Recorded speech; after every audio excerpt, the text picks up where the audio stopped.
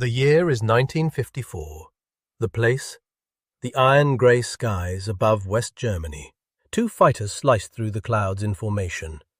Both carry the silhouette of the North American F-86 Sabre, the West's answer to the Soviet MiG-15, the jet that had shocked the world over the skies of Korea. But look closer. One wears the star and bar insignia of the United States Air Force. The other, the proud RCAF roundel of the Royal Canadian Air Force. On paper, they're identical. In reality, they're separated by an ocean of performance. The radio crackles. A mock intercept drill. Both pilots slam their throttles forward. The American Sabre, powered by the General Electric J47 engine, responds with a steady, reliable growl. 5,200 pounds of thrust pushing steel and aluminium into the thin air. But the Canadian jet? It screams. 7,275 pounds of raw, unbridled power from the Arenda 14 engine, designed, built, and perfected in Montreal. The Canadian Sabre doesn't just accelerate. It launches. Within seconds it's climbing higher, faster, pulling away with an arrogance that leaves the American pilot staring at his instruments in disbelief. This wasn't supposed to happen. America invented the Sabre, but Canada made it legendary.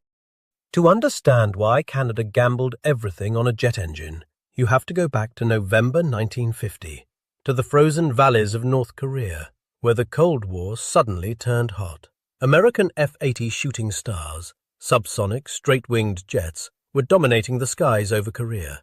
Then, without warning, a formation of silver fighters with swept wings appeared at 30,000 feet. They moved like nothing the West had ever seen. Faster, higher, more agile. The MiG-15. Soviet engineering, flown by pilots who may or may not have had Russian accents. It didn't matter. In seconds, the MiG-15s shredded through American formations, its heavy cannons, including a 37mm gun, tearing apart bombers that couldn't climb high enough or fast enough to escape. The psychological impact was immediate. The technological superiority the West had assumed, gone. The United States Air Force responded with the F-86 Sabre, a swept-wing beauty designed by North American Aviation, sleek, fast, and armed with 650 caliber machine guns. It could finally meet the MiG on equal terms. In the hands of skilled American pilots, the Sabre achieved kill ratios that restored confidence. The crisis, it seemed, was over. But not for Canada, because Canada's problem wasn't over the rice paddies of Korea. It was over the Arctic. The Soviet Union possessed hundreds of long-range bombers, and soon the terrifying intercontinental Tu-95 Bears, capable of carrying nuclear payloads across the North Pole and into Canadian airspace. If World War III began, Canada wasn't some distant theatre. It was the front line, the vast, freezing expanse between Moscow and New York. Canadian interceptors needed to scramble from frozen airbases, climb to 40,000 feet in minutes, and engage bombers before they could release their payload over Toronto, Montreal, or Ottawa. Speed wasn't a luxury. Neither was climb rate. They were survival. The American F-86 Sabre, for all its brilliance, wasn't designed for this. Its General Electric J47 engine was reliable, proven in combat, but it was optimized for dogfighting at medium altitudes, not vertical rocket climbs into the stratosphere. The thrust-to-weight ratio was adequate, not exceptional. Canada faced a choice. The easy path, buy the American F-86 off the shelf. Dozens of Allied nations were doing exactly that. It was proven, it was safe, it was available. The hard path, license the airframe design from North American Aviation, but tear out the American heart and replace it with something better, something Canadian. It was an audacious idea, arrogant even. The United States had the largest aerospace industry on the planet. General Electric was an engine-building titan. Who was Canada to think they could improve on American engineering? But Canadian engineers at Avro Canada and Arenda Engines weren't interested in ego. They were interested in physics, and the physics were clear. The American airframe was aerodynamic perfection, but its heart, the engine, was too weak for Canada's needs. To fix it, they would have to perform open-heart surgery on one of the most advanced fighters in the world, completely re-engineer the internal airframe structure, redesign the air intakes, recalculate weight distribution for an engine that was 40% more powerful, a gamble that would either forge a legend or destroy Canada's credibility on the world stage. The Arenda 14 turbojet engine didn't look dramatically different from the American J-47. Same basic turbojet architecture, but Canadian engineers at Arenda Engines in Moulton, Ontario, had obsessed over every detail: tighter tolerances, better metallurgy, optimized airflow. The result was immediate. The Sabre flew faster, climbed harder, and erased its old limits. But power came with problems. The Arenda was physically bigger. It gulped more air and made more heat. So you couldn't simply drop it into a Sabre and expect the physics to cooperate. At Canadair's plant in Montreal, the Sabre's internal structure had to be rebuilt to take the bigger Arenda. The cheek intakes were enlarged and reshaped to feed it. Every modification forced weight and balance choices. One mistake would ruin the whole aircraft. Every change was painstaking and exacting, measured in millimeters and test flights. One miscalculation in weight distribution and the entire aircraft would become unstable. Too much drag from the modifications and you'd lose the speed advantage. Compromise the structural integrity and the airframe could disintegrate under stress. They got it right. The lab work paid off, and the difference showed in the skies. By the early 1950s, when the first Arenda-powered Canadair Sabres began flying, they were already faster than the American version. But the Mark V and Mark VI variants, powered by the Arenda 10 and Arenda 14 respectively, were in a completely different class. Let's talk numbers. The American F-86E Sabre, powered by the General Electric J-47 GE-13, produced 5,200 pounds of thrust. Even the improved F-86F, the best the United States had to offer, pushed approximately 6,000 pounds with its upgraded J-47 GE-27 engine. Respectable, battle-proven. It could reach Mach 0.9 in level flight and climb to 40,000 feet in under 10 minutes. The Canadair Sabre Mark VI, powered by the Arenda 14, delivered 7,275 pounds of thrust. That's over 1,200 pounds of extra raw power compared to even the latest American variant, on an airframe that weighed roughly the same. These weren't small gains. They altered the Sabre's combat envelope. The Canadian Sabre could outclimb the American F-86F by roughly 2,000 feet per minute. It accelerated faster. It had a higher service ceiling. In a dogfight, it could gain altitude advantage in seconds, a deadly edge that could mean the difference between the hunter and the hunted. American test pilots who flew the Canadian Sabre during NATO exercises reported back with a mixture of admiration and frustration. One USAF colonel, during a mock combat training mission in Europe, reportedly radioed, "What the hell are you Canadians flying up there?" The answer was simple.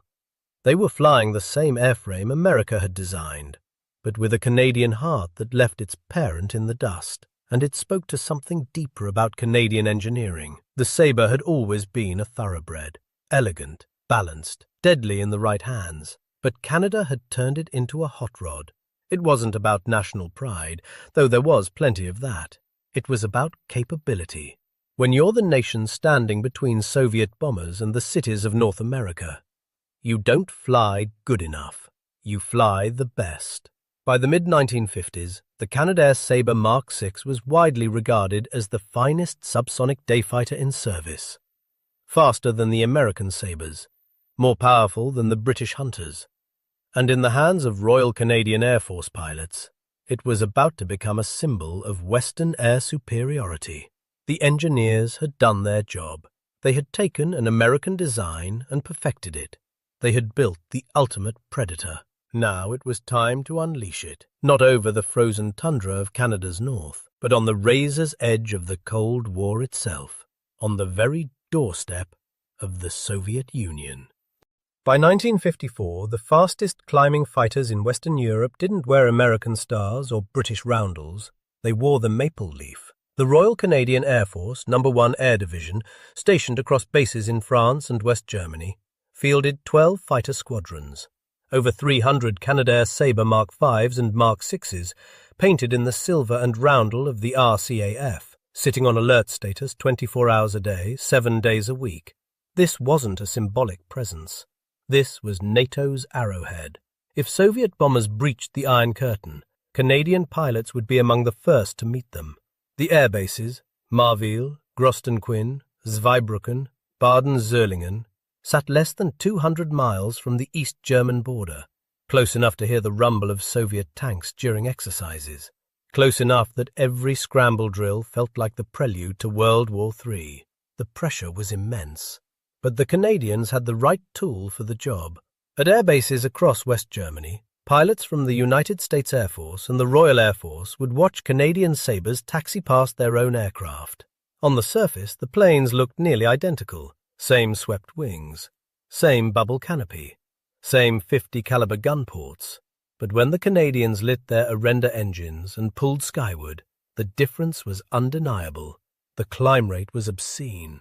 American F-86F pilots, flying intercept training missions alongside their Canadian counterparts, quickly learned not to challenge a Sabre Mark 6 in a vertical fight. The Canadians would engage full throttle, pull the stick back, and simply leave, climbing at angles that seemed to defy physics, punching through altitudes where American Sabres were already gasping for air. It became a friendly rivalry, a ritual almost. The Zoom climb. British pilots flying Hawker Hunters, themselves formidable machines, would shake their heads in mock frustration. One RAF squadron leader was overheard at a base mess hall saying, "The Canadians didn't build a fighter, they built a bloody rocket with wings." It wasn't arrogance, it was fact. But perhaps no moment captured the swagger of the Canadian Sabre better than the formation of the Golden Hawks in 1959. Aerobatic demonstration teams were already a tradition in military aviation. The USAF had the Thunderbirds. The RAF had their own displays. But Canada wanted something different, something that proved their aircraft wasn't just powerful, it was precise. They chose the Sabre Mark 6, not because it was the newest fighter in the inventory. By 1959, supersonic jets were already entering service worldwide. They chose it because it was the only jet in the RCAF arsenal agile enough, responsive enough, and forgiving enough to perform the tight, death-defying formations they envisioned. And they painted it gold, not silver, not the standard grey-green camouflage of operational fighters. Gold, a brilliant, reflective, unmistakable livery that caught the sun like a spotlight. The message was clear. We are not hiding. We want you to watch this. The Golden Hawks performed across North America and Europe. 5 aircraft flying wingtip to wingtip in formations so tight that spectators swore they could fit a bedsheet between them.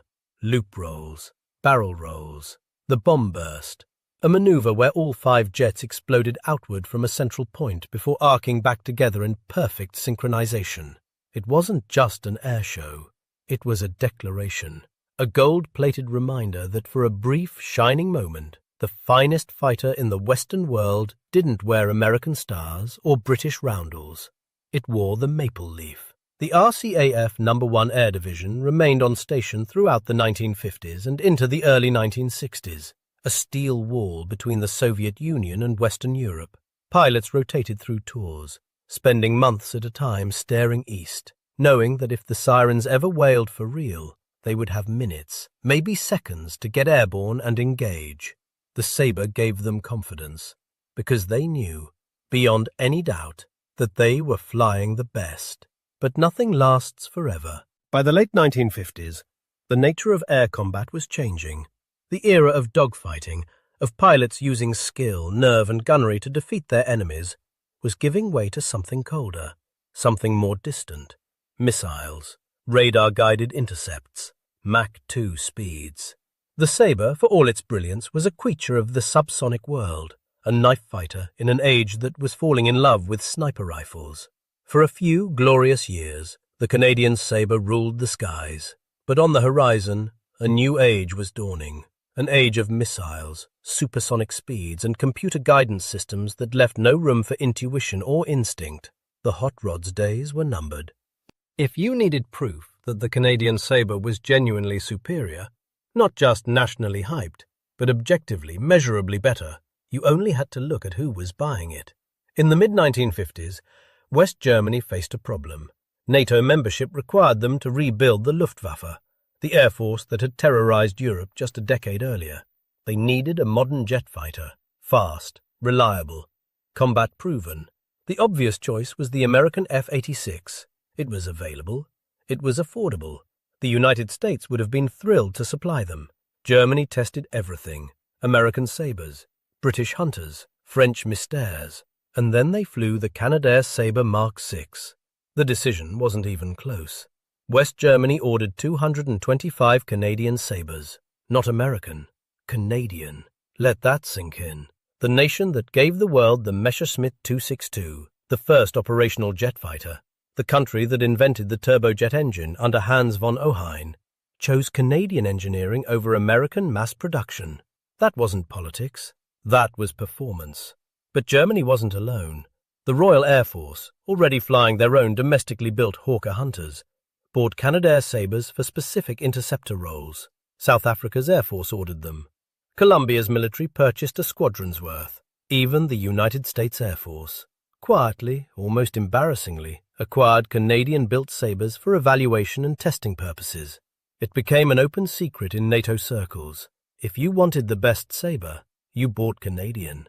By the early 1960s, over 1,800 Canadair Sabres had rolled off the production line in Montreal. They had served on 4 continents.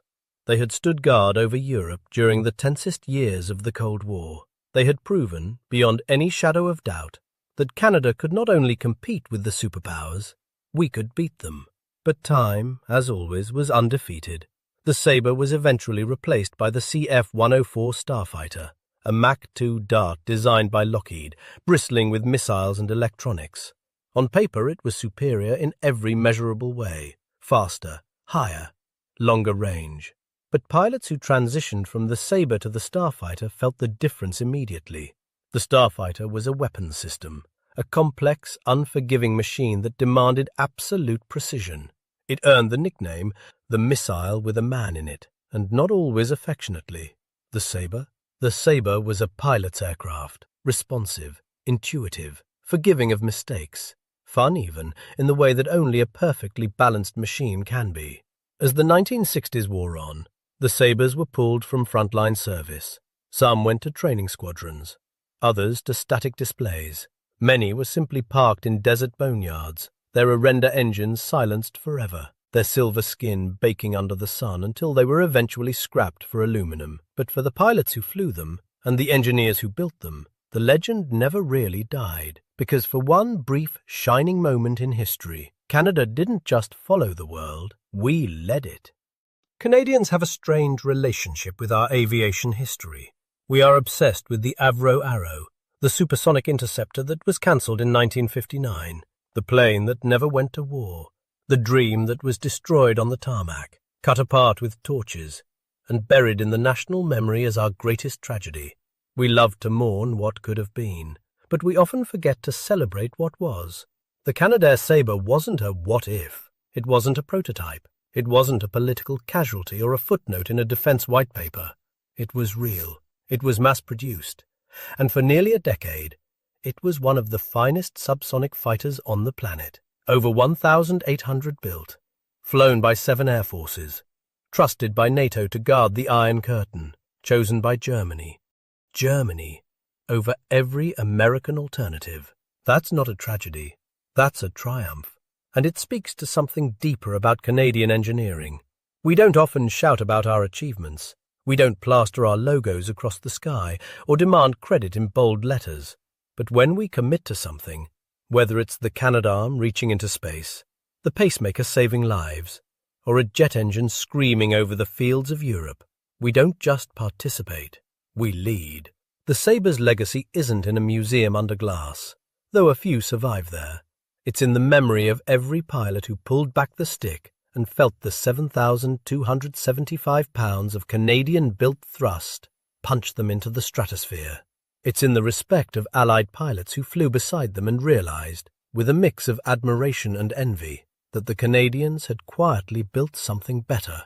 Somewhere in a hangar or a private collection, or perhaps only in fading photographs, you can still see them.